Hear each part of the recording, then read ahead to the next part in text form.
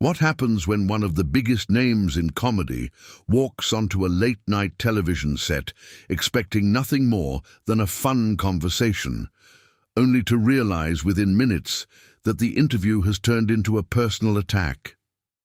What should have been another entertaining appearance suddenly became one of the most uncomfortable moments ever witnessed on live television. In less than a minute, Greg Gutfeld made a series of remarks so unexpected that Kevin Hart found himself making a decision that stunned everyone watching. Before anyone inside the studio fully understood what was happening, one chair sat empty. The audience was left speechless, and the interview had completely fallen apart. The evening began with excitement. Kevin Hart stepped onto the stage as the crowd welcomed him with loud applause. Smiling from ear to ear, he waved at the audience before taking his seat across from Greg Gutfeld. He had come to promote his latest project, expecting the usual mix of jokes, stories, and light-hearted conversation that accompanies most late-night interviews. Greg greeted him with a smile. "Kevin, it's great having you here." "Good to be here," Kevin replied. "Always happy to spend some time with people who like to laugh." The audience chuckled. For the first few minutes, everything unfolded exactly as expected. Greg asked about Kevin's recent comedy tour, and Kevin enthusiastically described performing in packed arenas again. He spoke about how rewarding it felt to hear people laughing together after difficult times, explaining that comedy had always been about giving audiences a reason to forget their problems, even if only for a couple of hours. His enthusiasm was contagious. He smiled constantly, animated every story with expressive hand gestures, and had the audience laughing right along with him. Then, without warning, Greg interrupted him. "You know, Kevin," he leaned back casually. "I've always wondered something." Kevin looked over. "What's that?" Greg smirked. "Do people actually laugh because your material is funny, or because you're the shortest guy on stage?" The laughter disappeared almost instantly. An uncomfortable silence settled over the studio. Kevin paused. His smile faded for only a second before returning. "Seriously?" He laughed awkwardly. "We're still doing height jokes. I figured we'd moved past those years ago." Greg shrugged. "I'm only asking. It seems convenient. Every time something happens, you've always got the height card ready. Bad review? Height? Movie underperforms? Height. It's almost like you've built an entire career around it." A few audience members exchanged uncomfortable glances. Kevin adjusted himself in his chair. "Greg," he spoke calmly, "I came here expecting a conversation about my work. I've spent more than 20 years building this career. My height has never been the reason people bought a ticket." The audience applauded. Greg raised his hand toward them. "Oh, don't encourage him." Then he turned back toward Kevin. "Relax, it's comedy. You joke about everybody. Surely you can take a joke yourself." Kevin nodded slowly. "I absolutely can. I joke about myself all the time." He smiled politely. "But there's a difference." The room became quiet again. Comedy comes from connection. It comes from making people laugh together. "What you're doing," he paused, "doesn't feel like that." Greg laughed dismissively. "So now you're teaching me comedy?" Kevin remained composed. "No, I'm explaining the difference between having fun and trying to embarrass somebody." The audience applauded louder. Greg folded his arms. "Interesting. So you've never made jokes about other people?" Kevin answered immediately. "Of course I have. But context matters. I joke about situations. I joke about myself. I joke about life. I don't sit across from someone who's invited me on their show and try to tear them down for entertainment." The applause echoed again. Greg rolled his eyes. "Oh, here we go. The Hollywood lecture. You celebrities always talk about kindness until somebody gives you a taste of your own medicine." Kevin took a slow breath. His expression became more serious. "This has nothing to do with Hollywood. It has everything to do with respect." Several audience members nodded. "You invited me here. I accepted because I thought we'd have a conversation. So far, you seem more interested in taking shots. Greg leaned forward. I'm interested in honesty, and not another polished celebrity interview where everyone pretends everything is perfect. Kevin smiled faintly. I'm perfectly fine with honest questions. He paused. If you want to ask about my career, my movies, my mistakes, my decisions, go ahead. I'll answer every one of them. The audience listened carefully.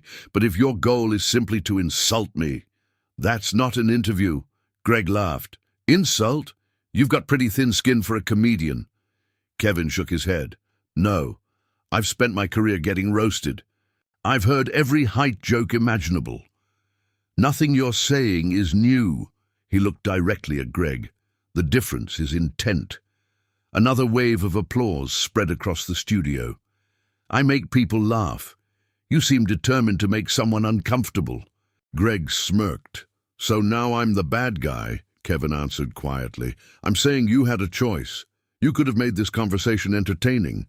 Instead, you chose confrontation. The audience applauded even louder. Greg leaned back again. I think you've become too successful. Maybe nobody challenges you anymore. Maybe everyone around you tells you how amazing you are. Kevin smiled. My family challenges me every single day. The audience laughed. My friends challenge me. My audience challenges me. My critics challenge me. He paused. But challenging someone and disrespecting them aren't the same thing. The room erupted into applause once again. Greg's smile slowly disappeared. You really think I'm disrespecting you? Kevin looked at him for a long moment. I think you stopped interviewing me the moment you decided humiliation would get more attention than conversation. The studio fell silent. Even the crew behind the cameras appeared frozen, realizing the interview had reached a turning point from which it probably couldn't recover. The atmosphere inside the studio had changed completely. Only minutes earlier, the audience had been laughing at Kevin Hart's stories about touring, filming movies, and balancing work with family life. Now, the smiles had faded, replaced by an uneasy silence as everyone waited to see what would happen next. Greg broke the silence. So let me get this straight. He leaned back in his chair. You've built an entire career making fun of people. But when someone pushes back, suddenly it's disrespect. Kevin remained calm. That's not what I said. Greg shrugged. It sounds pretty close. Kevin smiled politely. I've never had a problem with people joking about me. He paused. I've had a problem with people confusing mockery with comedy. A ripple of applause spread through the audience. Greg raised an eyebrow. Isn't that the same thing? Kevin shook his head. Not even close. Comedy brings people into the joke. Mockery pushes someone out of it. The audience nodded. When people leave a room laughing together, you've done your job. When only one person is laughing, you should probably ask yourself why. The applause grew louder. Greg gave a sarcastic smile. So now you're writing the rules for comedy? Kevin chuckled softly. No. I'm reminding people why they fell in love with comedy in the first place. He looked around the audience. It wasn't because someone got humiliated. It was because laughter made people feel connected. Several audience members clapped enthusiastically. Greg folded his hands. You know, some people would say comedians have become too sensitive. Kevin nodded. I've heard that argument, and sometimes they're right, but sensitivity isn't the issue. He continued calmly. Intent is. If your goal is to make everyone laugh, that's comedy. If your goal is to make one person uncomfortable, that's something else. The audience applauded once again. Greg glanced toward the crowd. They seemed to agree with you. Kevin smiled. I'm not trying to win them over. I'm trying to explain something. Greg leaned forward again. Fine. Explain this. You've made millions making jokes.